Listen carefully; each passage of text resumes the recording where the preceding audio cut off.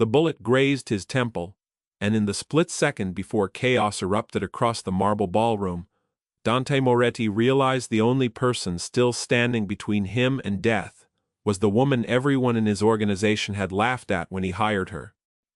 6 months earlier, on a Tuesday morning that smelled of rain and diesel and cheap coffee, Elena Russo pushed open the glass door of a small security consulting firm in the outer district of the city. She was 31 years old, 5'4", and she carried her weight the way some women carried a second heart.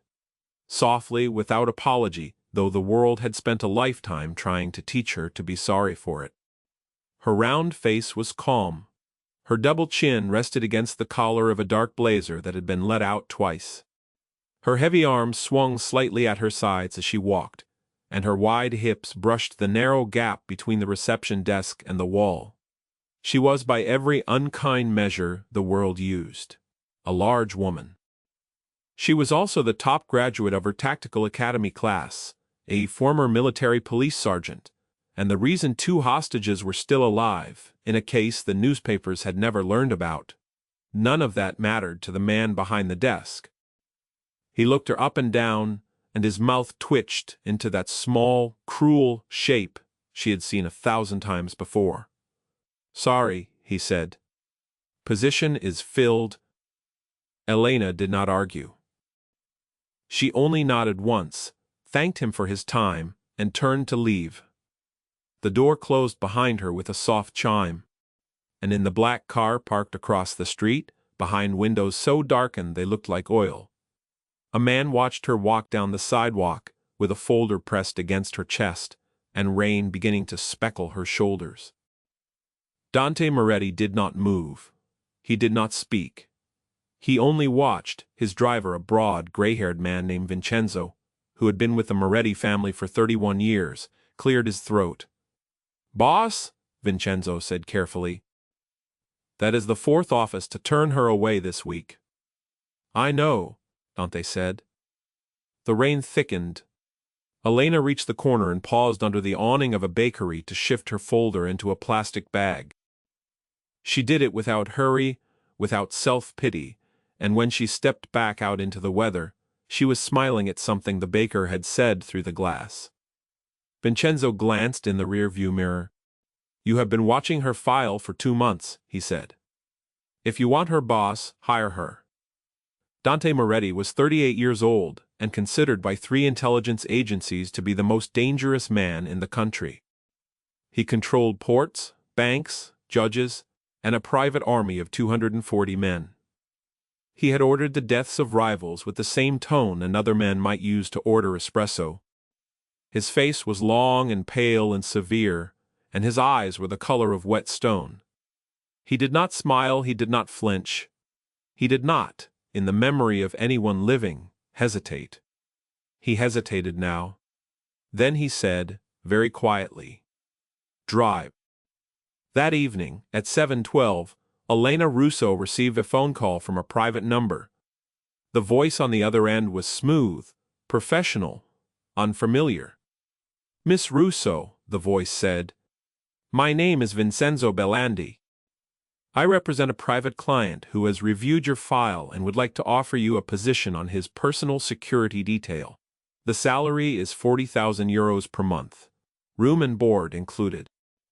Are you available for an interview tomorrow morning?" Elena sat very still on the edge of her narrow bed. Her mother's photograph watched her from the nightstand.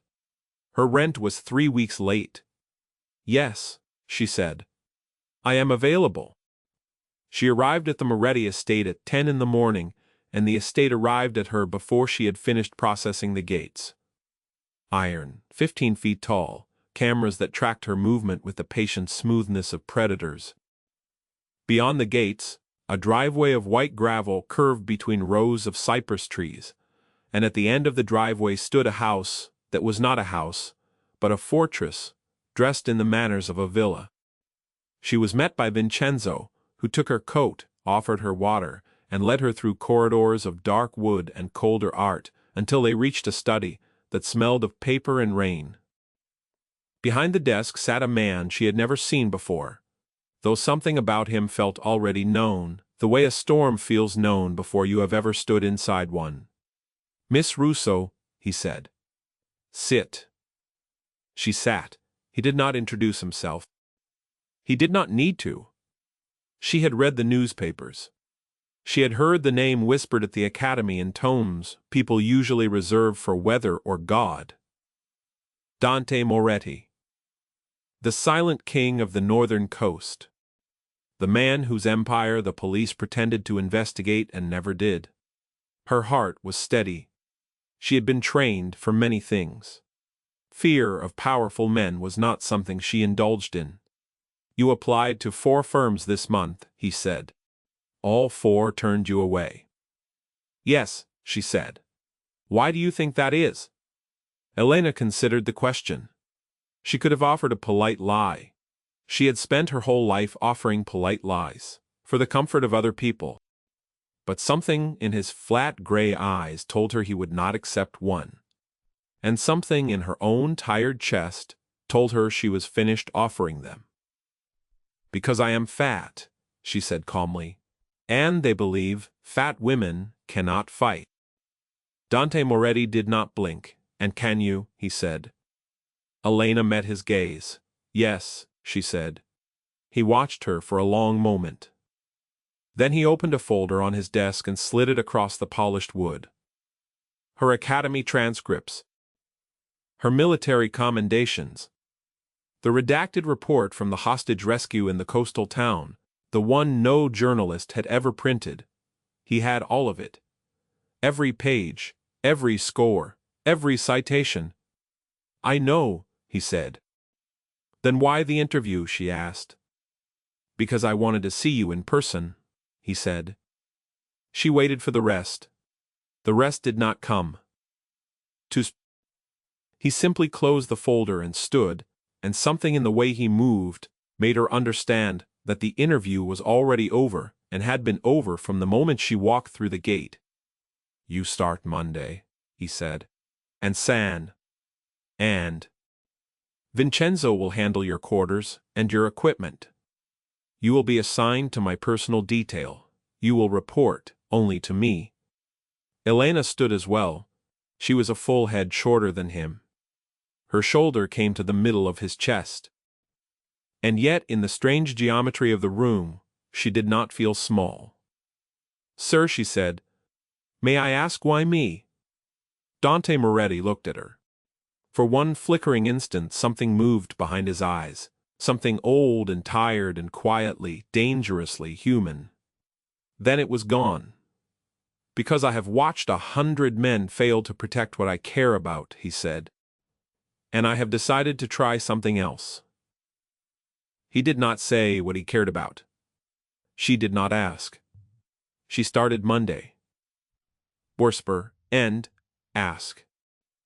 The Moretti compound housed 40 full-time guards, a chef, 3 housekeepers, 2 drivers, and a lawyer who slept in a room off the library because he never seemed to leave. The guards did not welcome her. The head of detail, a tall, sharp-jawed man named Rocco with a scar across his lip, took one look at her heavy arms and her wide waist, and the calm, patient way she stood, and laughed out loud in front of the whole barracks. "The boss has finally lost his mind," Rocco said. "He hired a mattress." The other men laughed. Not all of them, but enough. Elena did not react. She simply put down her duffel bag, adjusted the strap of her holster, and asked where her bunk was. For the first 2 weeks the men tested her. They set her patrol shifts at 3 in the morning. They sent her to the far perimeter in the rain.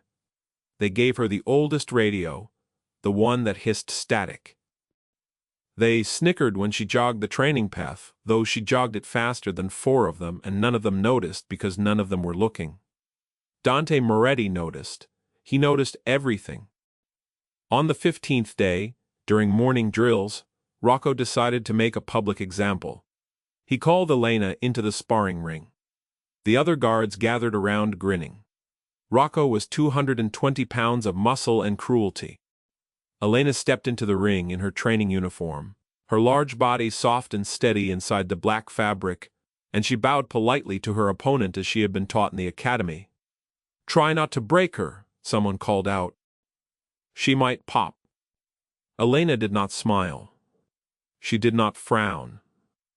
She simply lifted her hands into a guard position that was so quiet, so economical, that Rocco did not recognize it for what it was. He should have. He came at her with a straight punch meant to end the demonstration in one strike and preserve the hierarchy of the barracks. Elena shifted her weight 2 inches to the right, his fist past her ear, her hand closed around his wrist. Her hip pivoted. Her foot swept behind his ankle. And Rocco, all 220 pounds of him, went down onto the mat so hard that the vibration traveled through the floorboards and rattled the coffee cups on the far table. He tried to rise. Elena's knee was already on his sternum. Her forearm was already across his throat.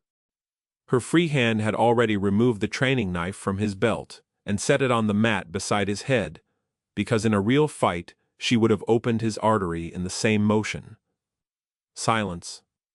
The barracks held its breath. Elena released him, stood up, offered him her hand. He did not take it.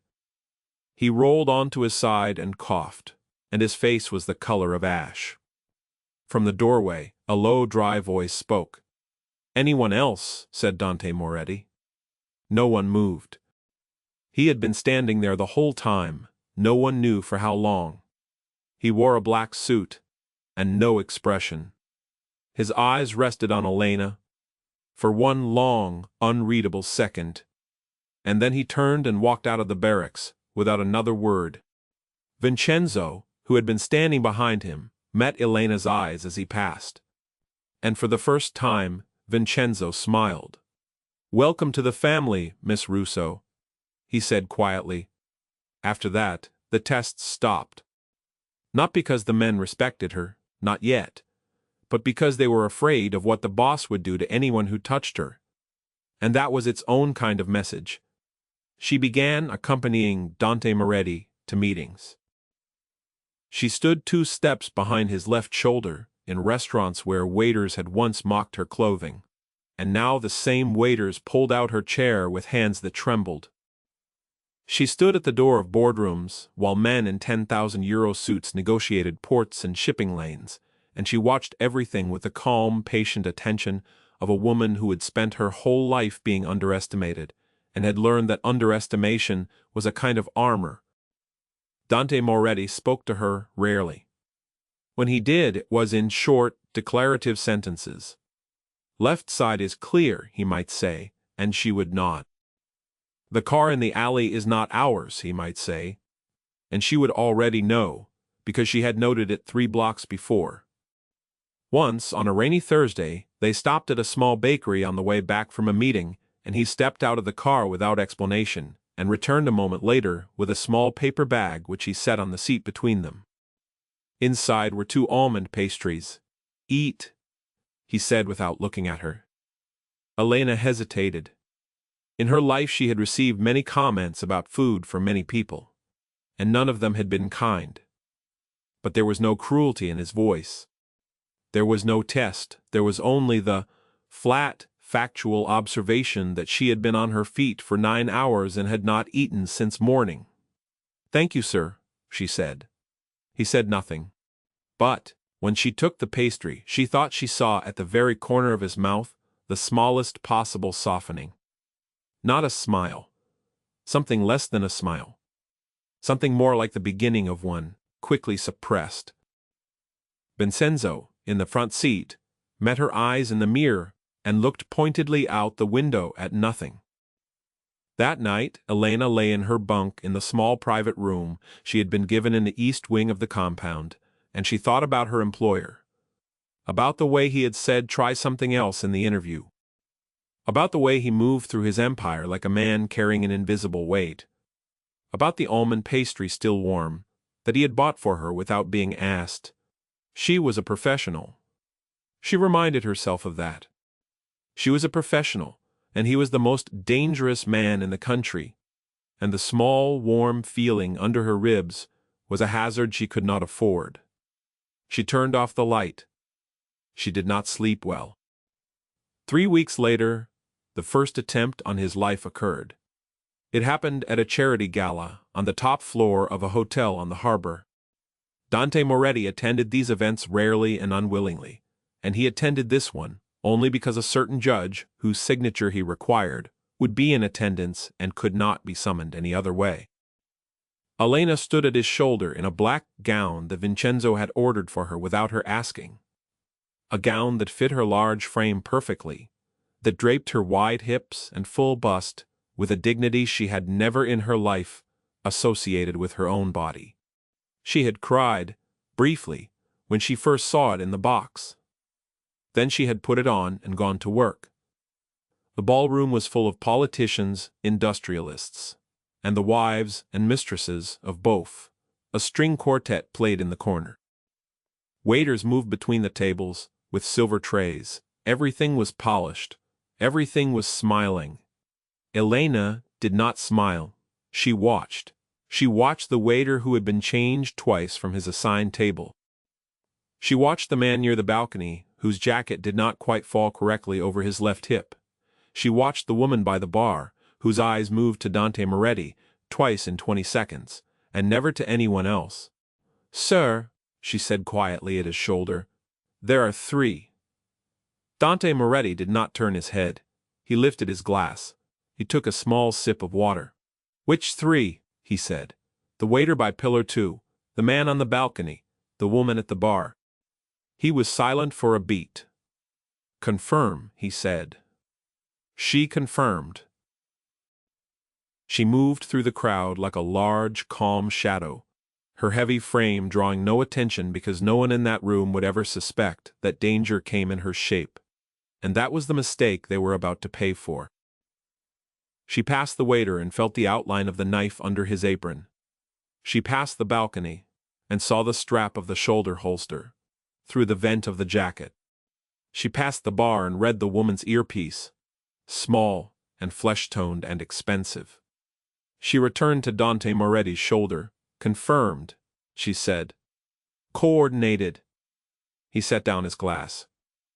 "Do it," he said. What happened next took 19 seconds and was witnessed by 430 people, none of whom afterward could describe it with any accuracy. The man on the balcony reached inside his jacket. Elena Russo was already there. Her large hand closed around his wrist. Her hip drove into his side. She turned him and dropped him over her shoulder onto the marble floor, and the pistol he had been drawing skittered under a table and was quietly retrieved by Vincenzo, who had appeared from nowhere. The waiter drew his knife. Elena's elbow caught his jaw. He folded. The knife was in her hand before he hit the ground. The woman at the bar reached for the small pistol in her clutch. Elena crossed the floor in 4 strides that no one afterward could explain. Given her size, and the woman's wrist was bent backward against the bar before her fingers had closed on the grip. Elena removed the pistol, cleared it, and set it on the bar with the calm gentleness of a woman placing down a salt shaker. Then she turned back to Dante Moretti, adjusted her gown and resumed her position 2 steps behind his left shoulder. The string quartet had not stopped playing.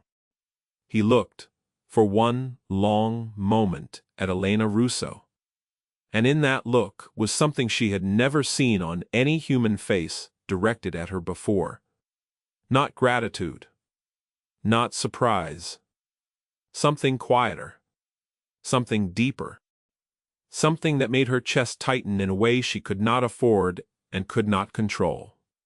"Thank you, Miss Russo," he said. "Yes, sir," she said. They left the gala 20 minutes later. The judge signed the paper in the car. The 3 attackers were delivered alive and mostly intact to a place Elena did not ask about. Vincenzo drove them home through the wet, black streets, and no one spoke for a very long time. Finally, Dante Moretti said, "Without looking at her, you were the only one who saw all 3. "Yes, sir, she said. Rocco did not see them, he said.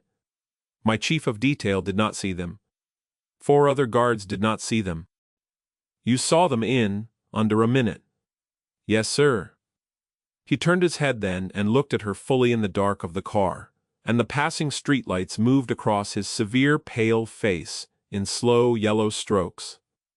Why, he said. Elena thought about the question. She could have given him a technical answer, angle of approach, behavioral tells, field of fire. She had been trained in all of it. But she understood, somehow, that he was not asking a technical question. Because I have spent my whole life, she said quietly, being the person no one in the room notices. And you learn, when you are that person, to notice everyone else. Dante Moretti was silent for a long time. Then he said very softly, they should have noticed you. She did not know what to say to that. She said nothing. He turned his face back to the window. The city rolled past. The following weeks moved like slow water. Elena continued her duties. She patrolled, she trained, she attended meetings. She stood at his shoulder. And around her, without her fully realizing it, the compound began to shift. Rocco no longer laughed when she entered a room.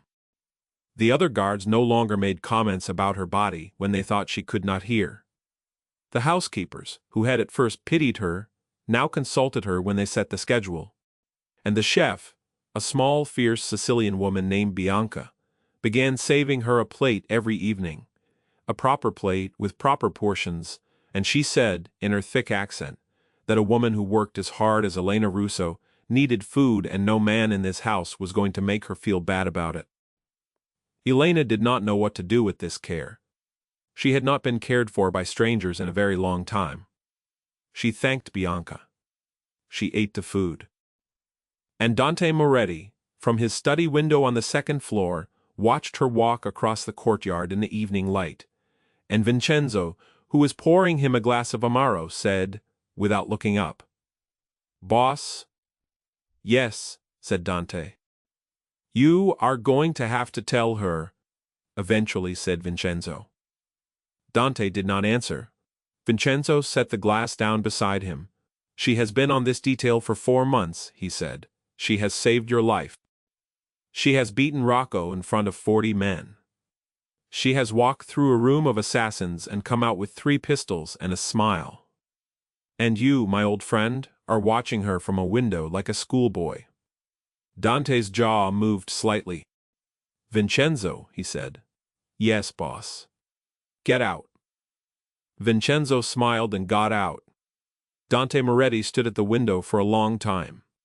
He had watched Elena Russo for almost a year before he hired her. He had first seen her at a small flower shop on the harbor, where she had worked briefly between security contracts. She had helped an old woman carry a heavy arrangement to the taxi outside. He had done it without being asked, and without expecting to be thanked, and Dante Moretti, who had that morning ordered the ruin of a rival family, and had felt nothing, had felt something at the sight of her. Something small, something inconvenient. He had made inquiries. He had read her file. He had watched her lose 4 jobs to prejudice, and 1 apartment to a landlord who had raised her rent, because he did not like her looks. He had, quietly, without her knowing, paid off the 2nd landlord, and told him if he ever raised her rent again he would find himself owning nothing. He had sabotaged, without her knowing, 1 dinner date arranged by a matchmaking service. Because the man in question had a record for violence against women that the matchmaking service had failed to check, and Dante Moretti had not failed to check. He had, without her knowing, kept her alive and housed and near him for a year. And he had told himself for that entire year that he was not going to hire her. He had hired her. He stood at the window and watched her cross the courtyard, her large frame moving with the easy competence of a body that had learned at last that it was capable. And he understood, with the same clean, cold certainty with which he had understood many other things in his life, that he was in love with her. He did not know what to do about it. He was a man who had ordered assassinations without hesitation, and who could not bring himself to speak to a woman in his own house. He turned away from the window. The larger threat announced itself, the 5th month. Vincenzo brought the file into the study at 3 in the morning. Dante Moretti was still awake. He was usually still awake. He read the file in silence. His face did not change. When he had finished, he set the file down and looked at Vincenzo. And Vincenzo, who had known him for 31 years, took an involuntary step back. "Who?" said Dante. "The Ferranti family," said Vincenzo. "They have made contact with our internal security.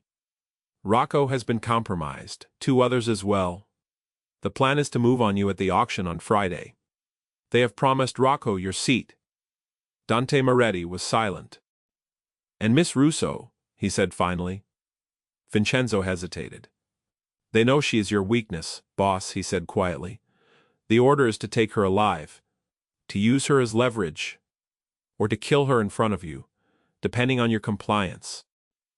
The silence in the study was absolute. Then Dante Moretti stood. "Black protocol," he said. Vincenzo went very still. "Boss," he said. "Black protocol has not been activated in 11 years. "Activate it," said Dante Moretti. Vincenzo nodded once, and left the study. Black protocol was the internal name for the total mobilization of the Moretti Empire toward a single objective. Every soldier, every asset, every judge, every informant, every port official, every driver, every cousin of every cousin, focused on one thing. In 11 years it had been used exactly once, to recover Dante Moretti's younger sister from a kidnapping in the South. His sister had been returned within 9 hours. The men responsible had not been returned at all. The objective this time was not stated aloud, because it did not need to be.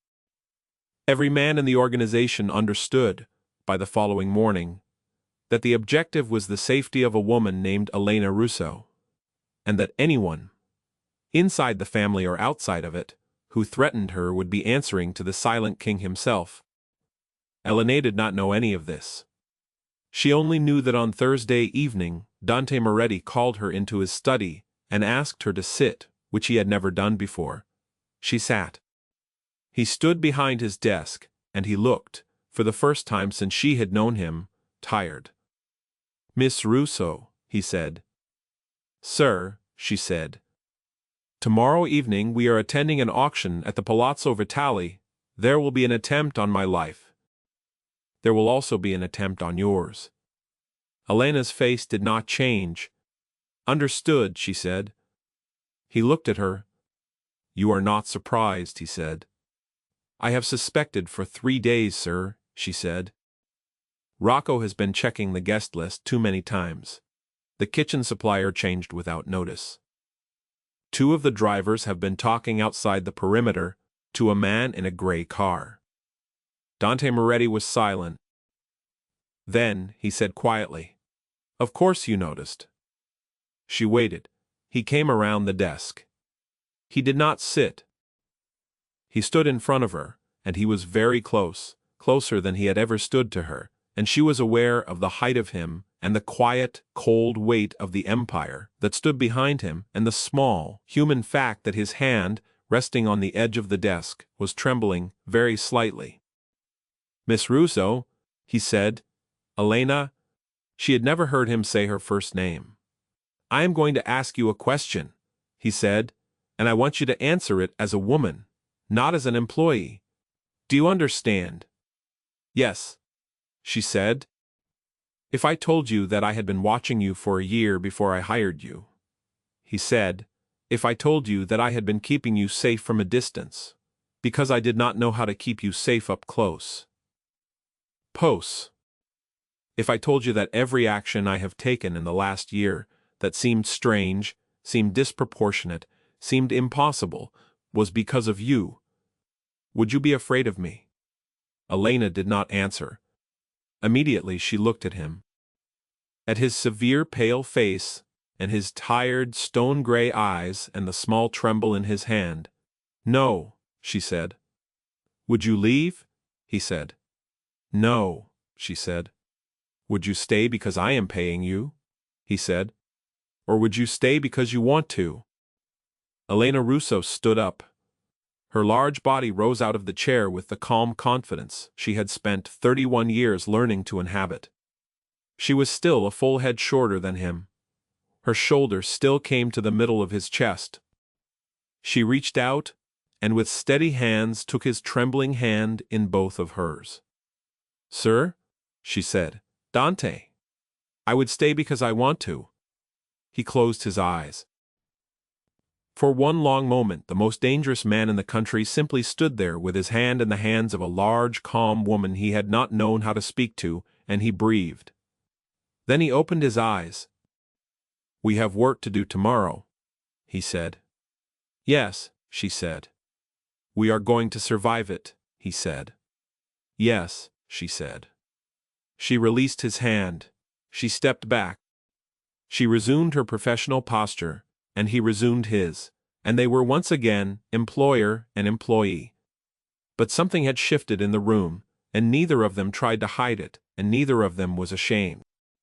The auction at the Palazzo Vitale was held in a ballroom of black marble and gold, under a chandelier that weighed 4 tons, and had hung there for 2 centuries. 200 of the wealthiest and most dangerous people in the country were in attendance.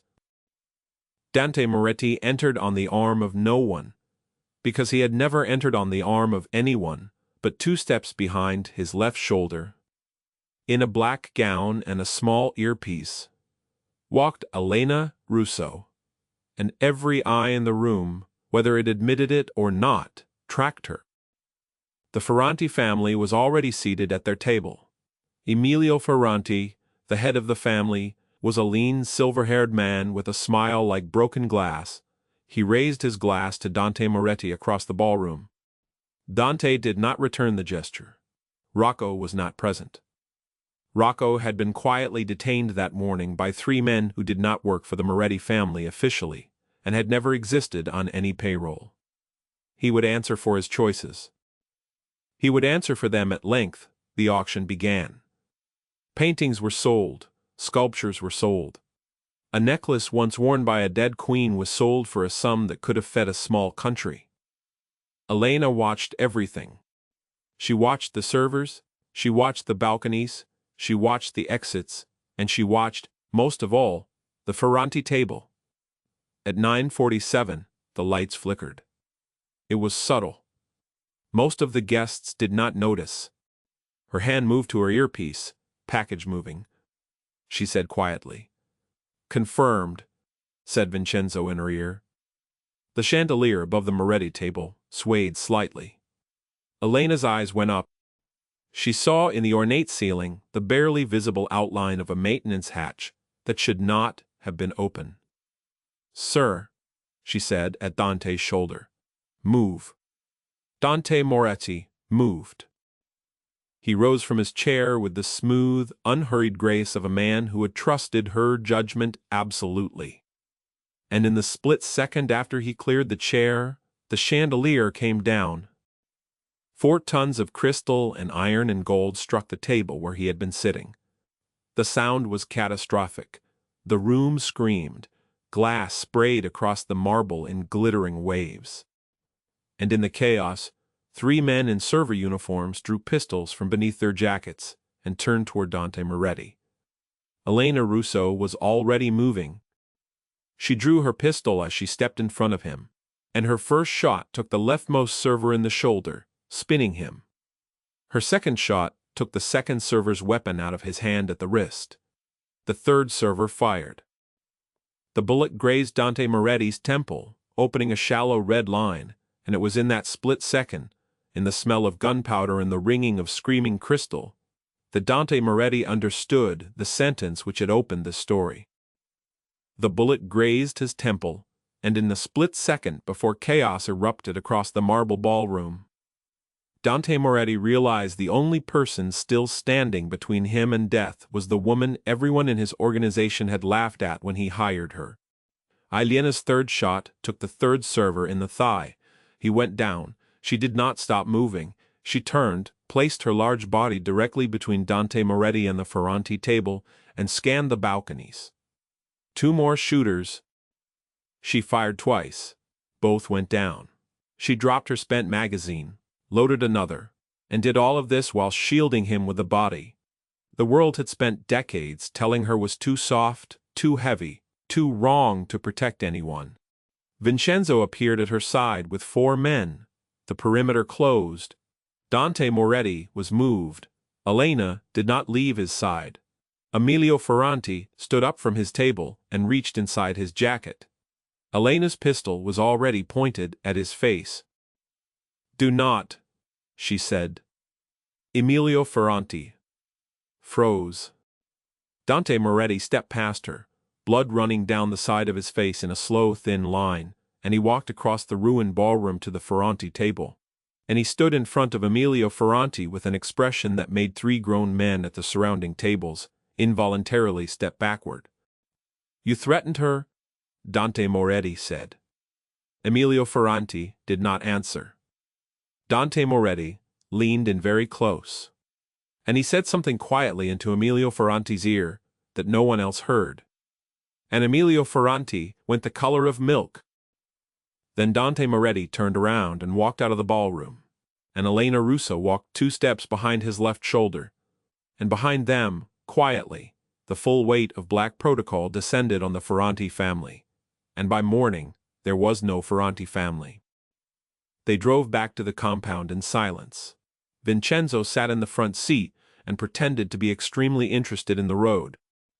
Dante Moretti sat in the back with a folded handkerchief pressed to his temple, and Elena Russo sat beside him for the first time. Not in the seat opposite, but beside him, and neither of them commented on the change. Halfway home, she reached over, took the handkerchief from his hand, and pressed it more firmly to the wound herself. "You are bleeding onto your collar," she said. "I know," he said. "You always know," she said. "Yes," he said. He turned his head slightly and looked at her, and in the passing streetlights she saw at last the small, tired human smile that she had been suspecting for months, and that he had been suppressing for a year. "Elena," he said. "Yes," she said. "I bought that flower shop," he said. She blinked. "Which one?" she said. "The one on the harbor," he said. "Where I first saw you. I bought it the following week. I could not think of another reason to be near it." Elena stared at him. "You bought a flower shop," she said. "Yes," he said. "To be near a woman who had already stopped working there," she said. "Yes," he said. Elena Russo, who had been trained by the military police, who had disarmed 3 assassins in 19 seconds, who had brought down Rocco in front of 40 men, who had shielded the most dangerous man in the country from a chandelier and 5 gunmen without breaking a sweat, sat in the back of the car and began, very quietly, to laugh. She laughed for a long time. Dante Moretti watched her with an expression of complete, patient bewilderment, and Vincenzo in the front seat laughed as well, though he tried to hide it, and by the time they reached the compound, the tension of 6 months and the terror of the night had all dissolved, at least a little, into the sound of a large warm woman, laughing in the back of a bulletproof car. 6 months later, on a bright afternoon in spring, the flower shop on the harbor reopened under new management. Above the door was a new sign, hand-painted, in careful gold letters. It read, "Russo and Sons Florist," though there were no sons yet, and Elena Russo, who had helped design the sign, had laughed and told Dante that she was not going to make any promises. She stood in the doorway of the shop in a soft cream dress that fit her large body beautifully, and behind her on the wall hung a framed photograph of an old woman. She had once helped carry an arrangement to a taxi. Dante Moretti stood beside her, in a dark suit without a tie, which was the closest thing to informal he had ever achieved. The scar on his temple was healed. It was a thin, white line that he had never bothered to hide. He wore it, Vincenzo said, the way other men wore wedding rings. A crowd had gathered outside the shop, because Dante Moretti did not do anything publicly, and this was public, and everyone who knew him wanted to see what it meant. He stepped forward. He held a small velvet box. The crowd went very still. Elena Russo looked at the box. She looked at him, she looked at Vincenzo, who was crying openly and pretending not to. "Elena," said Dante Moretti, "in the last year and a half you have saved my life 4 times. You have made me into a man I did not know I was capable of being. You have taught me that strength is not the ability to destroy things, but the willingness to protect them. I have loved you since the morning you carried flowers for a stranger. I would like, very much, to spend the rest of my life carrying things for you." He opened the box. The ring inside was simple. A single diamond, not enormous, not ostentatious. She had told him once in passing that she did not like large rings, and he had remembered, because he remembered everything about her. Elena Russo did not cry. She smiled, the small, calm, patient smile of a woman who had spent 32 years being told she was not worth loving and had finally decided to disagree. "Yes," she said. The crowd erupted. Vincenzo hugged her. Bianca the chef, who had come along for the occasion, hugged her harder. The florist, who was new and did not know why she was crying, cried anyway, and Dante Moretti, the silent king of the northern coast, kissed the woman he loved in front of the entire harbor and did not care who saw. They were married in the autumn. Elena Russo did not stop working. She became the head of security for the entire Moretti empire, and under her leadership, the compound saw 0 successful attempts on any member of the family for the next 4 decades. She trained women, in particular. Women who had been told they were too soft, too heavy, too gentle, too invisible to protect anyone. And cost. She trained them into the finest security force in the country, and she paid them well, and she fed them well, and she taught them, above all, that the world's mistake was their advantage. Dante Moretti, in time, retired from the harsher elements of the family business. The empire grew softer, though it never grew weak. He funded schools, he funded hospitals. He funded a large public library named after a small old woman who had once received help carrying flowers to a taxi. He never spoke publicly about his wife's role in his transformation, because he did not need to. Everyone who mattered knew, and in the quiet evenings, when the work was done, he would find her in the garden, in the large comfortable body that he had loved from the first moment he had seen it, and he would sit beside her, and he would take her hand, and he would say nothing at all, because after everything they had lived through, silence between them was no longer the silence of a man who did not know how to speak. It was the silence of a man who had, at last, been heard. The world had spent Elena Russo's whole life telling her that she was too much and not enough. All at once the world had been wrong. She had always been exactly the right size for the life she was meant to live. It had only taken meeting a man who was willing to see her, and meeting herself, at last, willing to be seen. And that in the end was the true empire they built together. Not the ports, not the banks, not the 240 soldiers, but the quiet, movable truth that the strongest thing in any room is not the loudest voice, or the sharpest suit, or the fastest gun, but the person no one else thought to notice, standing calmly at your left shoulder, watching everyone else for you.